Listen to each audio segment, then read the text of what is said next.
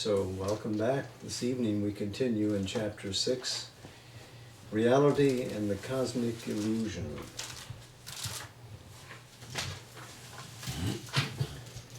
Sri Aurobindo is at pains here to look deeply into the Advaita Vedanta's perspective on how it accounts or discounts for the presence of a universe as opposed to the reality of a single all-conscious being, incapable of division, incapable of diminution of consciousness.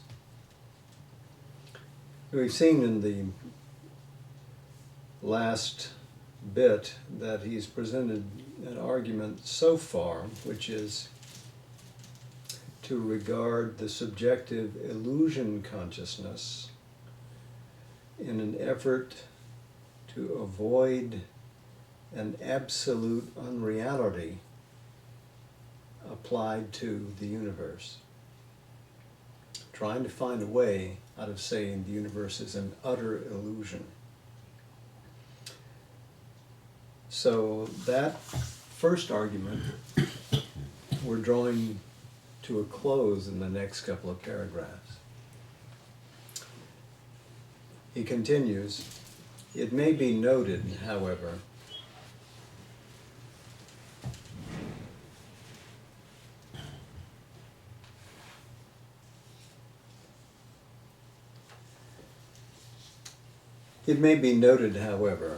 that nowhere in the Upanishads is it actually laid down that the threefold status is a condition of illusion or the creation of an unreality. He's speaking here of the states of waking, dreaming, and sleeping.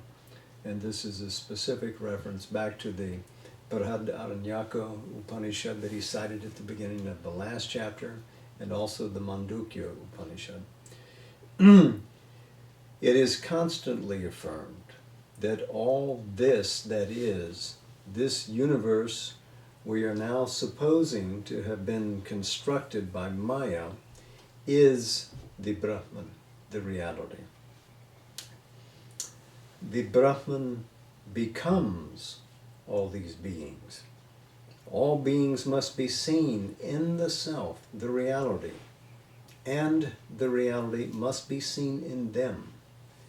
The reality must be seen as being actually all these beings. For not only the self is Brahman, but all is the self.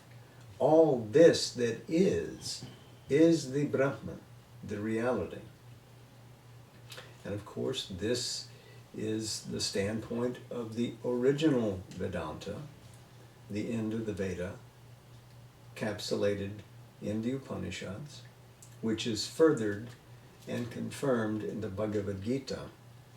Advaita Vedanta, let's say, begins roughly around 800 CE, so comes 1,000 or 2,000 years after the formulation of the original Vedanta. And in reaction to the historical force which was Buddhism.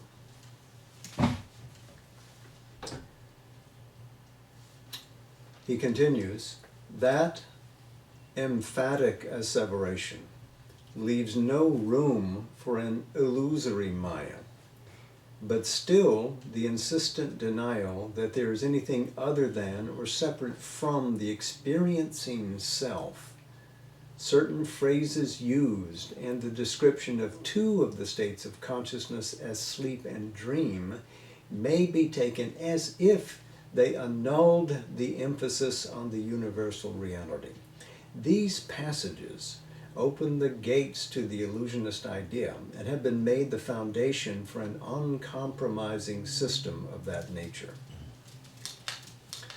So in other words, there are some passages in the Upanishads, if you twist the meaning or pull them out of their rightful context, can seem to deny the reality of the universe, or to say that it may be as fitful as a dream, or vanishes just as when we are in deep sleep. He continues, if we take this fourfold status as a figure of the self passing from its superconscient state, where there is no subject or object, into a luminous trance in which superconscience becomes a massed consciousness out of which the subjective status of being and the objective come into emergence, then we get, according to our view of things, either a possible process of illusionary creation or a process of creative self-knowledge and all knowledge. So the fourfold status, as described in the Mandukya, that fourth status is beyond all measuring, beyond simply the deep consciousness of the self-absorbed in its own being, which is analogized to the state of deep sleep, nor is it the creative consciousness of the dream sleep, nor is it the extension of that dream consciousness into the waking consciousness. But that fourth state is something really which is inclusive of all. Waking, dreaming, sleeping, all are comprised in the being of that fourth. What he calls here that superconscience. So the superconscience can install itself as a massed consciousness, and this is an interesting phrase. This in Sanskrit is chidghana, which is a term used by Madhvacharya, who is not an Advaita Vedantin, but actually a theistic Vedantist.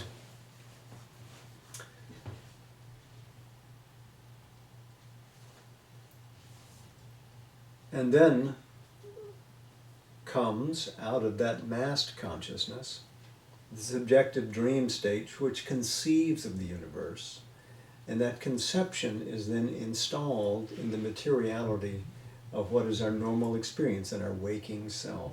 So there again we have the four states, fourfold status of a single self. Now to continue, in fact, if we can judge from the description of the three lower states of self as the all-wise intelligence, there's a footnote here. Let's stop and read through the footnote, and we'll come back and re-begin the paragraph. Prajna, Yajnavalkya in the Brihadaranyaka Upanishad, states very positively that there are two planes or states of the being which are two worlds, and that in the dream state one can see both worlds, for the dream state is intermediate between them. It is their joining plane. This again is the Brihadaranyaka 4:3, verses 9 through 12, which was cited in our earlier chapter. Let's read those again from that. Quote, there are two planes, sthana, of this conscious being, this and the other worlds.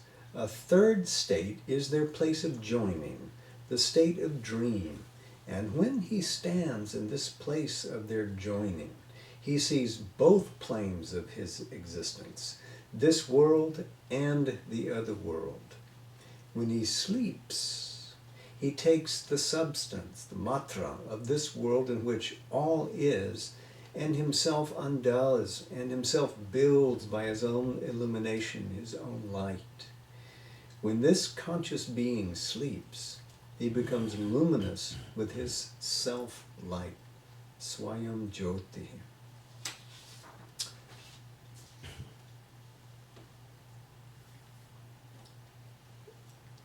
So Sri Aurobindo continues in the footnote, this makes it clear that he, Yajnavalkya, is speaking of a subliminal condition of the consciousness which can carry in it communications between the physical and the supraphysical worlds, the worlds above the physical.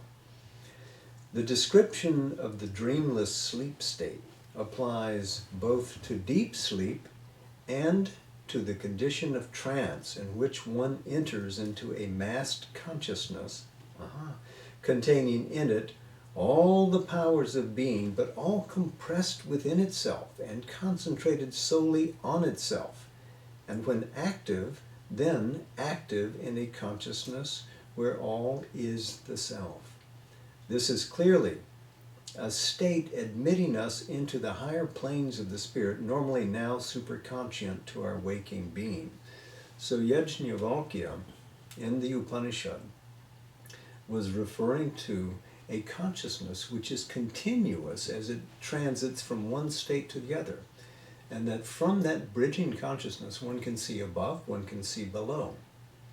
And therefore he's describing a conscious integration of all these worlds in the awareness of the seer, or at least its possibility. So now we can come back and start the paragraph again. In fact, if we can judge from the description of the three lower states of self as the all-wise intelligence, the seer of the subtle and the seer of the gross material existence, this sleep state and this dream state seem to be figurative names for the superconscient and the subliminal, which are behind and beyond our waking status. They are so named and figured because it is through dream and sleep, or trance, which can be regarded as a kind of dream or sleep, that the surface mental consciousness normally passes out of the perception of objective things into the inner subliminal and the superior supramental or overmental status. So this is the means of the yogic ascent of consciousness. In that inner condition, it sees the supraphysical realities in transcribing figures of dream or vision, or in the superior status, it loses itself in a masked consciousness of which it can receive no thought or image. So again, in the climbing up, when we view things from that superior plane of consciousness, we transcribe them into images and figurings which are pertinent to our normal experience of the world. When we climb to a still higher level, what he's calling here superconscient, then even that goes. Having referred to the superior supramental or overmental status in the previous sentence, again, he must be referring to it here. And now back to his argument. If we make the transition, not through dream trance or sleep trance, but through a spiritual awakening into these higher states, we become aware in all of them of the one omnipresent reality. The title of Book 1 of the Life Divine. There need be no perception of an illusionary Maya. There is only an experience of the passage from mind to what is beyond it, so that our mental structure of the universe ceases to be valid, and another reality of it is substituted for the ignorant mental knowledge. In this transition, it is possible to be awake to all the states of being together in a harmonized and unified experience, and to see the reality everywhere. So this is a connected, integrative, greater experience.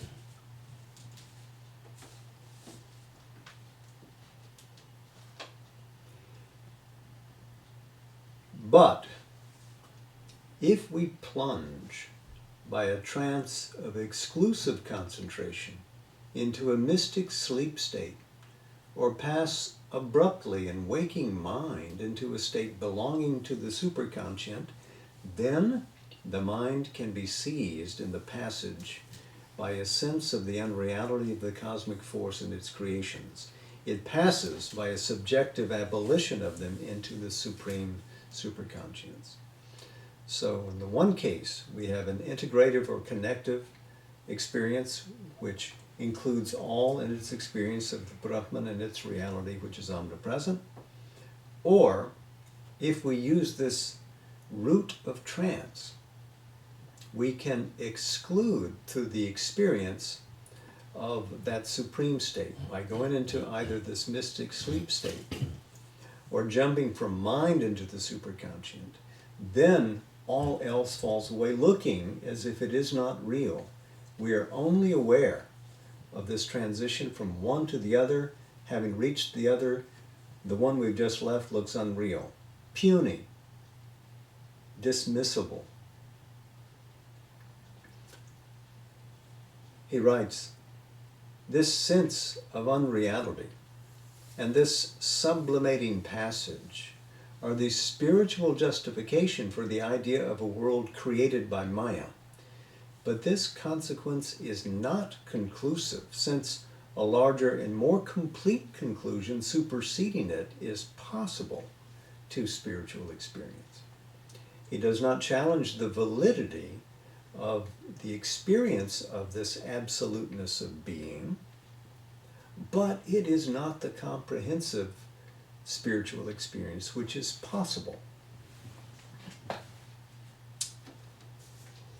All these and other solutions of the nature of Maya fail to satisfy because they have no conclusiveness. They do not establish the inevitability of the illusionist hypothesis, which, to be accepted, needs to be inevitable. They do not bridge the chasm between the presumed true nature of the eternal reality and the paradoxical and contrary character of the cosmic illusion. While using the term cosmic illusion is, of course, what the Advaitins use. That's not Sri Aurobindo's term.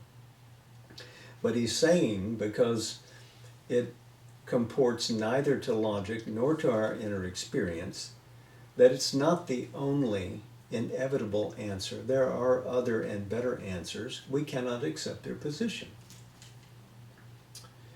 At the most, he says, a process is indicated that claims to make the coexistence of the two opposites conceivable and intelligible, but it has no such force of certitude or illuminating convincingness, effectively curing the improbability that its acceptance would be obligatory on the intelligence.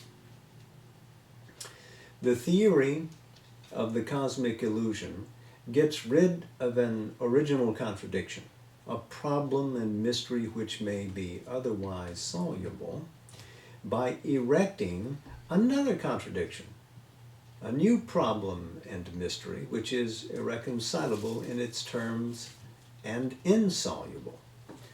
For we start with the conception or experience of an absolute reality, which is in its nature eternally one, supracosmic, static, immobile, immutable, self-aware of its pure existence, and a phenomenon of cosmos, dynamism, motion, mutability, modifications of the original pure existence, differentiation, infinite multiplicity.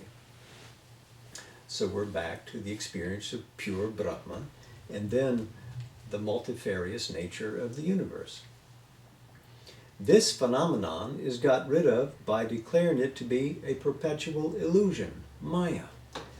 But this brings in effect, a self-contradictory dual status of consciousness of the one to annul a self-contradictory dual status of being of the one. Remember Satchit Ananda, existence, consciousness, bliss, all part of one reality. And I do grant you that the idea of Satchit Ananda does not appear in Shankara's work anywhere. It's a later idea. It comes a few centuries after him.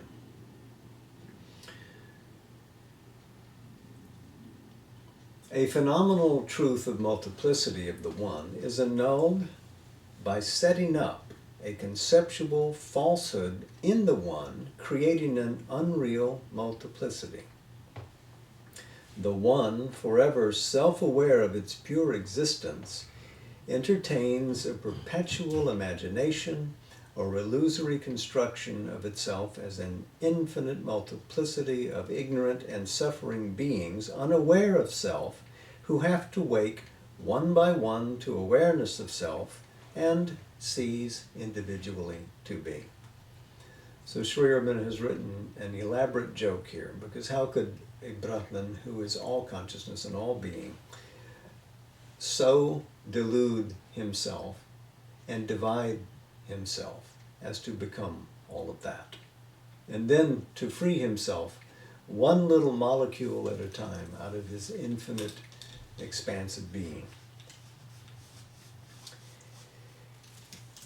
In face of this solution of a perplexity by a new perplexity, we begin to suspect that our original premise must have been somewhere incomplete.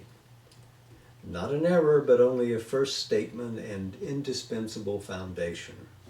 We begin to envisage the reality as an eternal oneness, status, immutable essence of pure existence, supporting an eternal dynamis, motion, infinite multiplicity and diversity of itself. The immutable status of oneness brings out of itself the dynamis, motion, and multiplicity. The dynamis, motion, and multiplicity not abrogating, but bringing into relief the eternal and infinite oneness. If the consciousness of Brahman can be dual in status or action, or even manifold, there seems to be no reason why Brahman should be incapable of a dual status or a manifold real self-experience of its being. The cosmic consciousness would then be not a creative illusion, but an experience of some truth of the Absolute. This explanation, if worked out, might prove to be more comprehensive and spiritually fecund, more harmonic in its juncture of the two terms of our self-experience, and it would be at least as logically tenable as the idea of an eternal reality supporting in perpetuity an eternal illusion, real only to an infinite multiplicity of ignorant and suffering beings who escape one by one from the obscurity and pain of Maya, each one by a separate extinction of itself in Maya.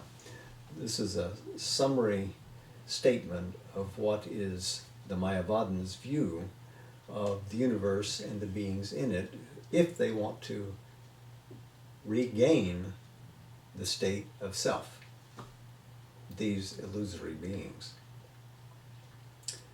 So he has dismissed with that the first account that the Mayavadin might offer to afford some kind of reality to the universe. And that was the subjective, the idealist view. In a second possible answer on the illusionist basis to the problem, in the philosophy of Shankara, which may be described as a qualified illusionism, an answer which is presented with a force and comprehensiveness that are extraordinarily impressive, we make a first step towards this solution. This second answer is akin to Ramanuja and Vishishtadvaita, but it is also comparable to the position that Sarvapalli Radhakrishnan took in the 20th century, in some ways commenting on Sri Aurobindo's world-affirming philosophy.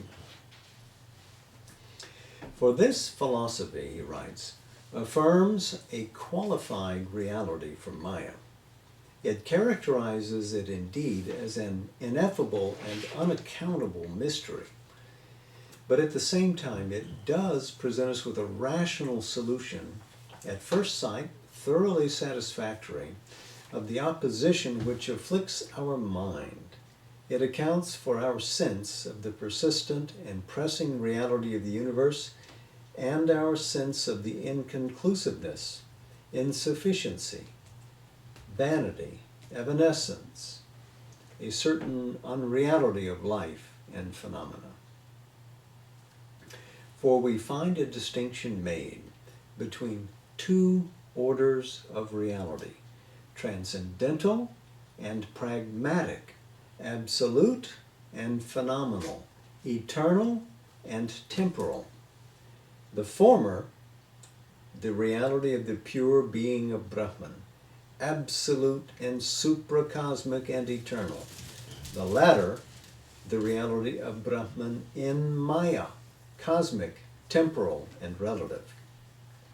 Here, we get a reality for ourselves and the universe. For the individual self is really Brahman. It is Brahman who within the field of Maya seems phenomenally to be subjected to her as the individual, and in the end releases the relative and phenomenal individual into his eternal and true being. In the temporal field of relativities, our experience of the Brahman who has become all beings, the eternal who has become universal and individual, is also valid. It is indeed a middle step of the movement in Maya towards liberation from Maya. The universe too, and its experiences, are real for the consciousness in time, and that consciousness is real. But the question and extent of this reality at once arises. For the universe and ourselves may be a true reality, though of a lesser order, or they may be partly real, partly unreal, or they may be an unreal reality. If they are at all a true reality, there is no place for any theory of Maya.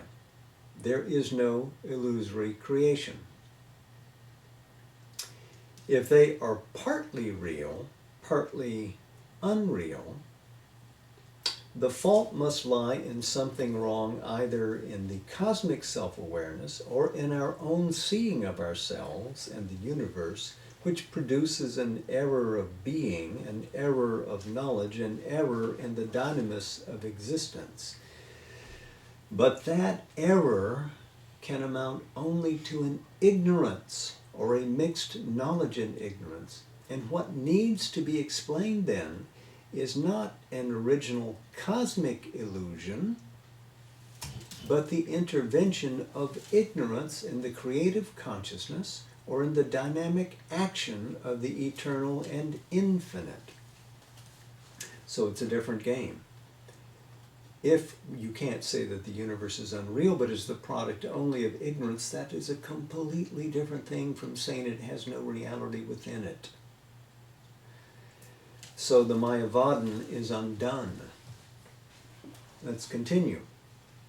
But if universe and ourselves are an unreal reality, if to a transcendental consciousness all this has no truth of existence, and its apparent reality ceases once we step out of the field proper to Maya, then the concession accorded with one hand is taken away by the other.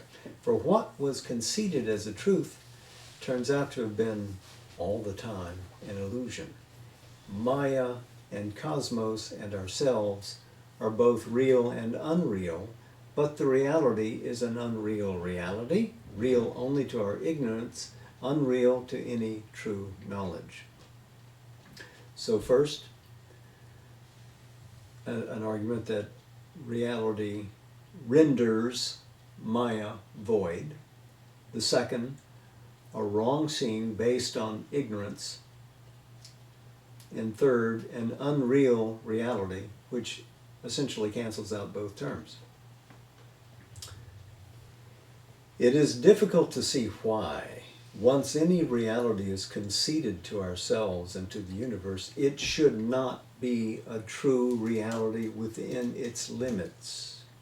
It may be admitted that the manifestation must be on its surface a more restricted reality than the manifested. Our universe is, we may say, one of the rhythms of Brahman, and not, except in its essential being, the whole reality. But that is not a sufficient reason for it to be set aside as unreal. It is no doubt so felt by mind withdrawing from itself and its structures, but this is only because the mind is an instrument of ignorance. And when it withdraws from its constructions, from its ignorant and imperfect picture of the universe, it is impelled to regard them as nothing more than its own fictions and formations, unfounded, unreal. The gulf between its ignorance and the supreme truth and knowledge disables it from discovering the true connections of the transcendent reality and the cosmic reality. So cosmic reality is derived from the transcendent reality, but the ignorant mind cannot perceive the connection. That would be the instrumentation of a larger, more capacious knowledge of the supramental. In a higher status of consciousness, the difficulty disappears, the connection is established, the sense of unreality recedes, and the theory of illusion becomes superfluous and inapplicable. It cannot be the final truth that the supreme consciousness has no regard upon the universe, or that it regards it as a fiction which its self in time upholds as real. The cosmic can only exist by dependence on the supracosmic.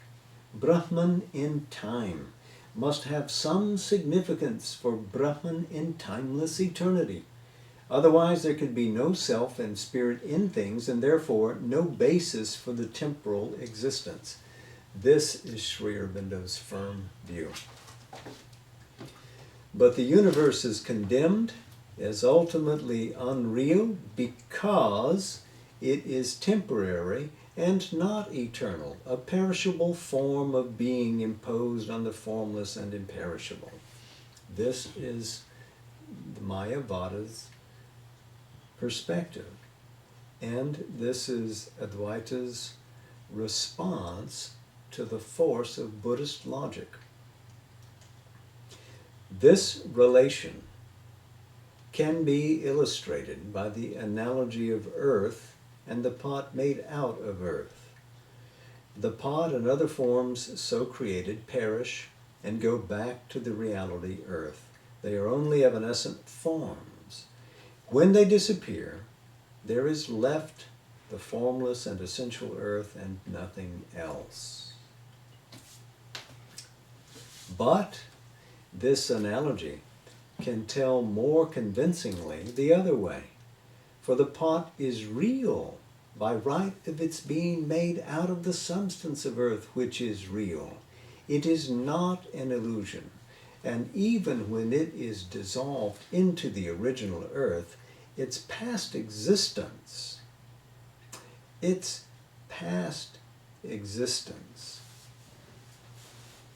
cannot be thought to have been unreal or an illusion. The relation is not that of an original reality and a phenomenal unreality, but of an original, or if we go back from earth to the invisible substratum and constituent ether, an eternal and non-manifest, to a resultant and dependent, a temporal and manifested reality. Moreover, the pot form is an eternal possibility of earth's substance or ethereal substance, and while the substance exists, the form can always be manifested. So there's that conceptive level of reality as well. That idea which forms the entity out of pure being. A form may disappear, but it only passes out of manifestation into non-manifestation. A world may disappear, but there is no proof that world existence is an evanescent phenomenon. On the contrary, we may suppose that the power of manifestation is inherent in Brahman and continues to act either continuously in time eternity or in an eternal recurrence. The idea of eternal recurrence, that time is cyclical, time observes cycles, is of course given strong interpretation and expression in the Bhagavad Gita, especially in the 8th chapter, but also figures in Shankara and Ramanuja in the field of Vedanta. And of course, the idea of eternal recurrence becomes a really big deal in Western philosophy when Nietzsche promulgates it, and then P.D. Ouspensky and others take it up and carry it farther. For the purely intellectual conception, he continues, that only the eternal is real. Whoops, I've skipped a sentence. Pardon me. The cosmic is a different order of the real from the supracosmic transcendence, but there is no need to take it as in any way non-existent or unreal to that transcendence.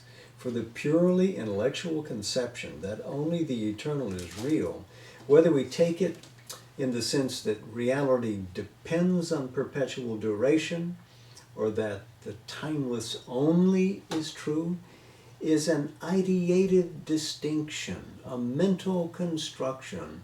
It is not binding on a substantial and integral experience. Time is not necessarily canceled out of existence by timeless eternity. Their relation is only verbally a relation of contradiction. In fact, it is more likely to be a relation of dependence. That is, time depends on eternity and expresses in some limited scope what the timeless is.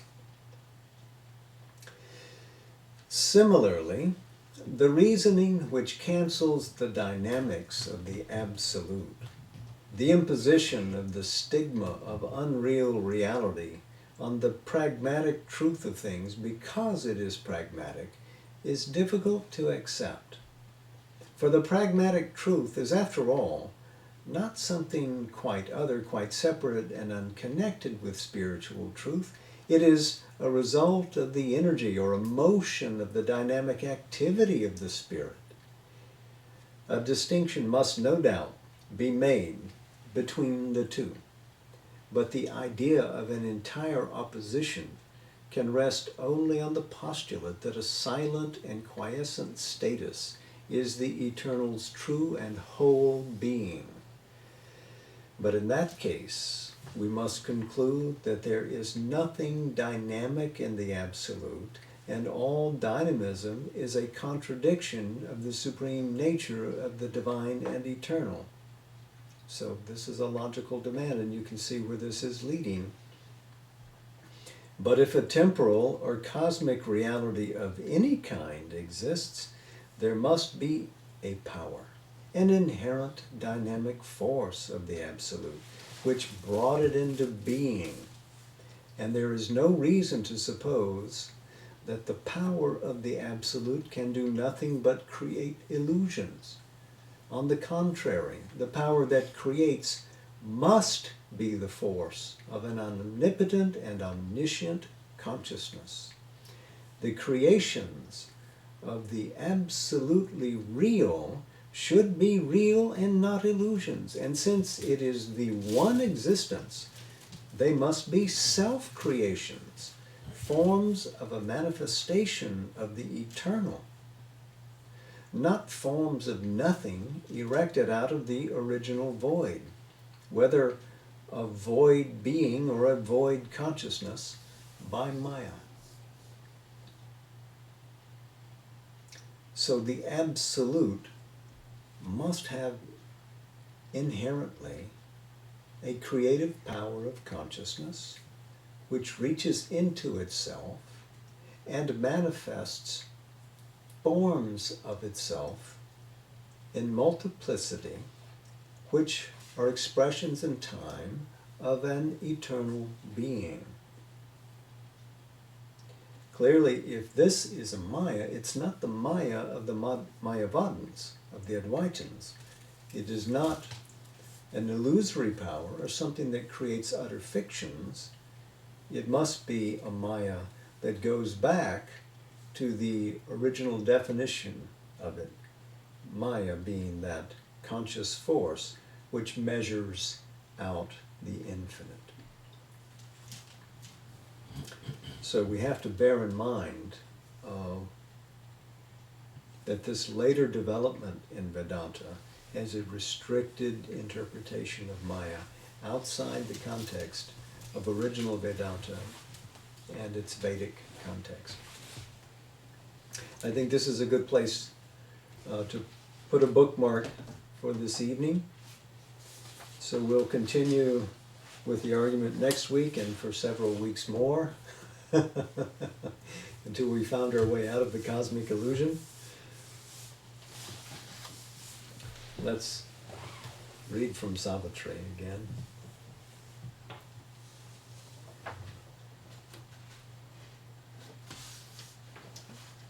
Fittingly, this is from the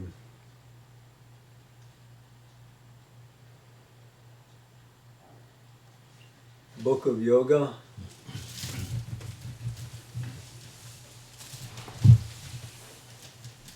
Canto 6, Nirvana and the all-negating Absolute.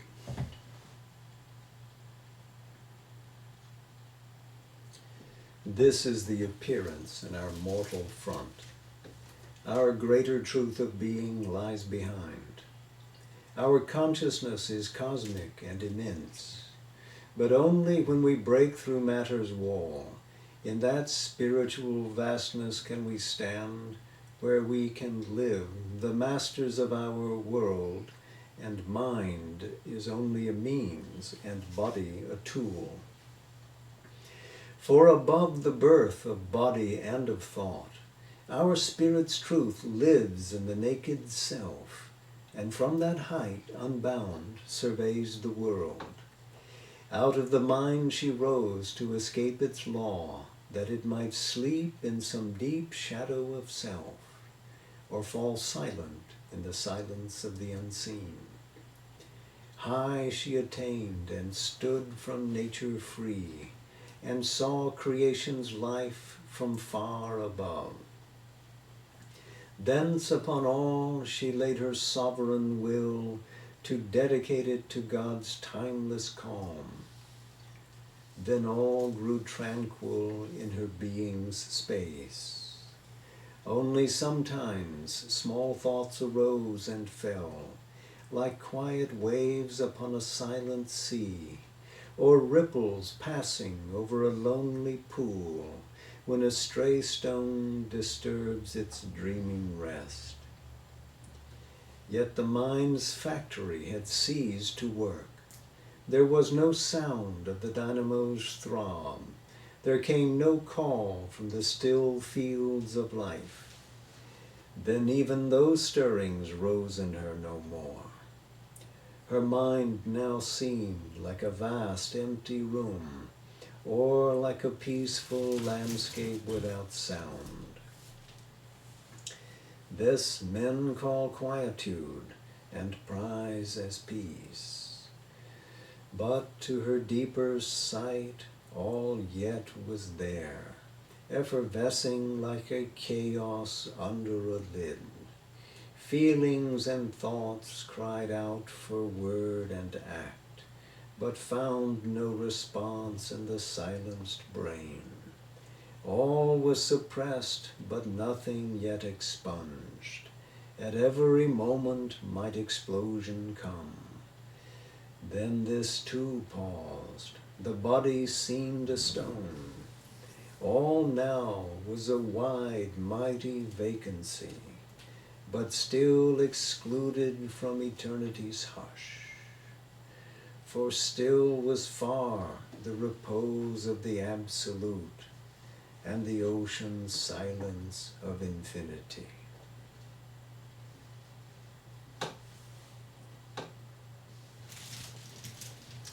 We shall continue this passage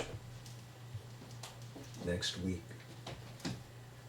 when we read from Savitri, after we read from the Life Divine.